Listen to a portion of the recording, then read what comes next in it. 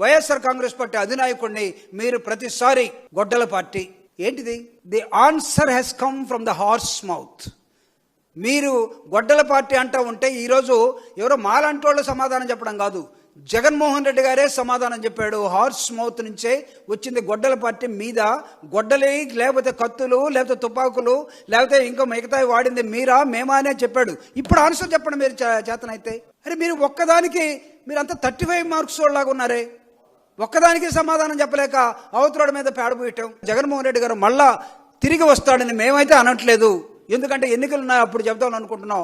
ఇప్పుడు కూటమి వాళ్ళే ప్రతిరోజు జగన్మోహన్ రెడ్డి గారు వస్తే ఏమవుతుంది, జగన్మోహన్ రెడ్డి గారు వస్తే ఏమవుతుంది, వాళ్ళు ఎందుకో పాపం నిద్రలో దడుచుకుంటూ ఉన్నారు.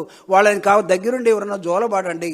అంత భయస్థులు కూడా మా గురించి చెడ్డగా మాట్లాడితే రేపు నిజంగా మేము గట్టిగా మాట్లాడి నిలబడితే మీరు ఉంటారా?